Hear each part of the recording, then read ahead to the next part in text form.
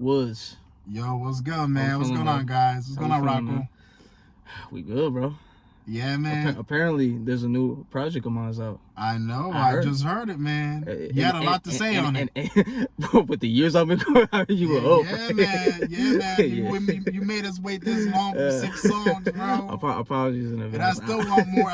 You need to say a lot more than that, bro. Shit. Yeah, right? Yo, someone would be like, you put out 2 singles and 4 new songs. That ain't enough. We need more. But you know what, Chris? You know what, Rocko? This is what I got to say, Rocko. Is I thought, despite it only being 6 songs, they were so quality. Every single song was quality. Every single song had something different and unique to it. Everything like kind of went together very well. And I told you this, but I think, man, you're one of those few artists that can sing and rap really well in a project, man. And I hope you don't give up on that, man, because I thought that was one of the big standouts of this EP was the fact that you incorporated a lot of singing to it. No, I appreciate that, bro. Like, all the sentiments and everything, I appreciate that. But also remember, you played a part into that, too. Yeah, I did. I mean, I don't know if people want to hear about the backstory of that, but it was a very funny backstory. Yeah. I mean, all right, since we on the topic, but this happened all the way, literally, around this time last year. And basically, Chris had called me. He said, or I should say Rocko. I guess you can cut that little part there. But Rocko had called me. He said, hey, man, I need you to come to the stew. And I was like, what am I doing? I can't rap. I can't sing. I'm one of the least talented people in the studio. He said, nah, man, I just need you to say something. Short, y'all. He talented, bro. He cut him so short. He was saying, I need you just to say something motivational, Jaime Woods style. So I'm like, I could do that. So I went in there, had a little drink, smoked a little smoke. And then he was like, all right, man, you ready to get in the studio? I ain't gonna lie, I was a little nervous. But I was like, fuck it, we'll do it. You know, that's why I was, drinking and smoking a little bit. So I went in there, and I ain't gonna lie, man, when I put them headphones on and I looked at the mic, I'm like, bro, I fuck with this shit right here, man.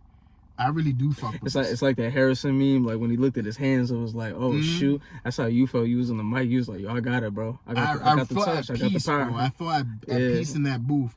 And then I guess once it paused, once you stopped rapping and then it had that pause, I just thought of something. I tried to fit whatever the theme was of that specific song. So I said whatever came to mind. And literally it was my first take. And I asked you guys, what do you guys think? You guys fuck with it. I fuck with it. I was like, man, I just want to, I want that. I want you guys to keep that because the thing is, I want to be able to say that I did it in one take. So I was like, you guys can keep that there, man. I like that. So we stuck with that that one monologue, whatever you want to call it, that I did for that song. And of course, Trey did his thing for that. That's one of the very few songs that you could say that all of Con was involved in it, man. But it's funny, especially when you consider like far back in songs of my catalog. That's why, like, for me at first, originally was going to be the intro of the project. But I think what made it special, it being the outro of the project, is not only the sentiment and the subject matter, but it was a moment for Con itself. Like, when you think about, not to get deep into all 3 of our stories, when you look at us individually as men, especially, and seeing the trials and tribulations like we've experienced with people in our lives, I felt like, for me especially, it was a great opportunity for the 3 of us, because for Trey, come on, like, Trey could easily in that bag be able to slide into a song like that and be able to understand the sentiment, and especially with yourself, your motto of motivational and really creating better situational wealth for people. It just really made sense, because I'm like, this is somebody that literally can confront any crowd, can talk on a mic, can do this kind of atmosphere. So it's no different than like in a movie when you hear a monologue or anything. So that song, for me, what was so cool about that process was, for the 3 of us, it just, especially hearing it like in the mixed touch, it just really kind of gave me a different appreciation for it, because it showed that we really just in the click of it can just all balance out all of our different perspectives and be able to just make the song come into fruition. So it's one of those things where it really was a great experience. And I think especially for me, looking back at the song where it first started versus like now, I could tell you, like, from the subject matter and everything, I think we really managed to create an atmosphere with that song. And yeah, it ended up being the final song. Let's go down the track list here, man. Let's talk about the first track. Let's talk about Solo, because Solo was actually the first single that you dropped. The first baby. All the way back in the end of the summer, which I think was a very wise decision to do, because Solo kind of has that end of the summer feel to it. It feels summery, but it kind of feels bittersweet, like kind of sad a bit. Can you go over the process of that and the themes and all that you know you talked about on Solo? With Solo, one of the things that I thought was funny at the time was it was a straightforward song. I'll get more into that, especially with STFU in that perspective, but with Solo, it was straightforward. I said, we have a nice groove. You know, Safari did his thing on here.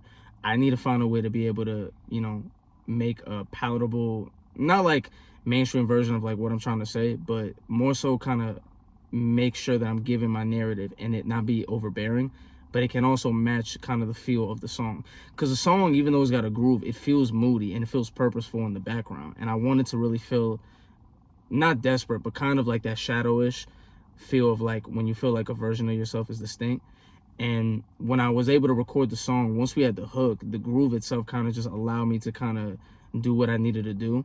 And it just made the song a lot more easier to make. And I think, especially with the concept, it was important to kind of start the project off like that, because the more I thought about it, the journey, as any creative can tell you, you start off solo. And I just thought it was a very intentional way of, number one, it was the first song that led into the, you know, process of Still More to Say, but it also felt like how I felt. So why not start off the project the way I started in the beginning of how I felt? And that was like a big thing that I felt with Due Time, because even for a while, it took me a minute to really get into listening to that song. Because then one day I remember I listened to it and I was like, yo, this is actually really good. Like, we really figured out what we were trying to do.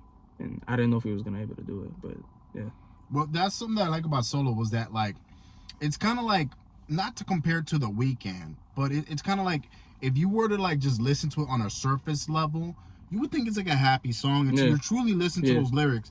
And you're like, damn, all right, this is kind of sad. Yeah. Like, there's still a lot that needs to be said that you can say, but you kind of hold back in a sense. Yeah. Because you're not trying to have the song feel so desperate and sad, and you know, so that's something that I did like about that first track, and I think it was a very good decision making it as your first song in that amazing EP, man, because I think it just puts the people in the mood. Like it makes you kind of want to dance a little bit, you know what I mean? Yeah, so right. I really do like that, man. Makes you either want to dance or make you sip on something. Yeah, sip on something. Depending how I'm gonna you keep it a feel buck, man, because since we're talking about Solo, the reason why I resonated with Solo so much, man, like the themes of Solo, is that, like, we're really in this world solo, if you truly think about it, man. Yeah. Like, even though we got family, friends, we got people, girls, whatever, you really are solo sometimes, for a lot of the time, you know what I mean? So, especially in the summertime when you dropped it, I thought it was a wise decision, because there's a lot of dudes that be going through, or people that go through the whole summer not having no one with them or to share special memories, and they feel solo. And like, summertime's the time to go out and hang out with people. You can't really do anything, you know, obviously if you don't got anyone with you, so you feel solo for a lot of the time. So I really resonated with that song, man. Definitely, man. It was one of your more fun tracks on that EP, and definitely in your catalog. I appreciate that, bro. Appreciate that.